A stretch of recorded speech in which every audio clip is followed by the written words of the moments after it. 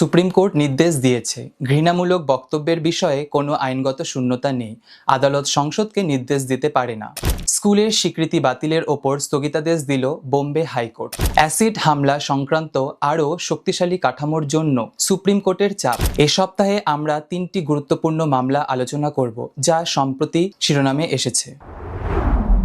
ভারতের supreme court 2026 সালের 29 April Ashwini Kumar Upadhyay বনাম ইউনিয়ন অফ ইন্ডিয়া 2026 সালের INSC 432 মামলায় ঘৃণামূলক বক্তব্যের বিষয়ে নতুন আইন প্রণয়নের নির্দেশ দিয়ে একটি রিট অফ ম্যান্ডামাস জারি করতে অস্বীকার করেছে।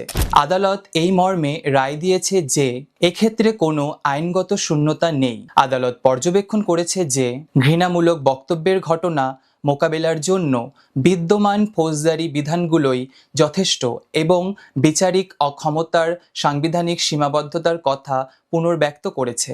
আদালত জোর দিয়ে বলেছে যে আদালত সংসদকে আইন প্রণয়নে বাধ্য করতে পারে না, যদিও প্রয়োজনে তারা সংস্কারের সুপারিশ করতে পারে। বিচারিক পর্যালোচনার পরিধি স্পষ্ট করতে আদালত বলেছে যে আইন প্রণয়ন সম্পূর্ণরূপে আইনসভার এখতিয়ারভুক্ত এবং বিধিবদ্ধ বিধান তৈরির নির্দেশ দেবার ক্ষেত্রে বিচারিক হস্তক্ষেপ প্রসারিত হতে পারে।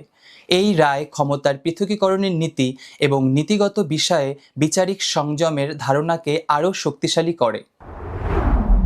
এদিকে বোম্বে হাইকোর্টের ঔরঙ্গাবাদ বেঞ্চ 30 এপ্রিল 2026 তারিখে প্রাইভেট অ্যান্ড এইড স্কুল বনাম মহারাষ্ট্র রাজ্য মামলায় শত শত বেসরকারি স্কুলের স্বীকৃতি বাতিলে রাজ্য সরকারের সিদ্ধান্তের ওপর স্থগিতাদেশ দিয়ে অন্তর্বর্তীকালীন স্বস্তি প্রদান করেছে।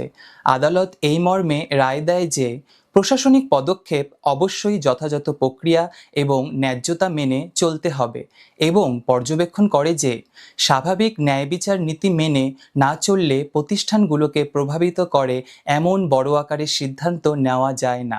বেঞ্চটি জোর দিয়ে বলেছে যে অধিকারকে প্রভাবিত করে এমন নির্বাহী পদক্ষেপ অবশ্যই পদ্ধতিগতভাবে ন্যায্য, স্বচ্ছ এবং বিধিবদ্ধ সুসংস্কারের সাথে সঙ্গতিপূর্ণ হতে হবে, যার ফলে চূড়ান্ত নিষ্পত্তি না হওয়া পর্যন্ত শিক্ষা প্রতিষ্ঠানগুলোকে রাষ্ট্রের স্বেচ্ছাচারী পদক্ষেপ থেকে রক্ষা করা যাবে। এছাড়া ইনরে অ্যাসিড অ্যাটাক ভিকটিমস আদেশ তারিখ 4 মে 2026 মামলায় ভারতের সুপ্রিম কোর্ট অ্যাসিড হামলা মোকাবেলার জন্য একটি শক্তিশালী আইনি কাঠামোর প্রয়োজনীয়তার ওপর জোর দিয়েছে, যা ফৌজদারি বিচার ব্যবস্থায় আরও বেশি ভুক্তভোগী কেন্দ্রিক দৃষ্টিভঙ্গির দিকে পরিবর্তনের ইঙ্গিত দেয়। আদালত অ্যাসিড হামলার শিকারের একটি বৃহত্তর শ্রেণীকে স্বীকৃতি দিয়েছে এবং প্রতিরোধমূলক শাস্তি ও বর্ধিত আইন সুরক্ষা প্রয়োজনীয়তার ওপর জোর দিয়েছে।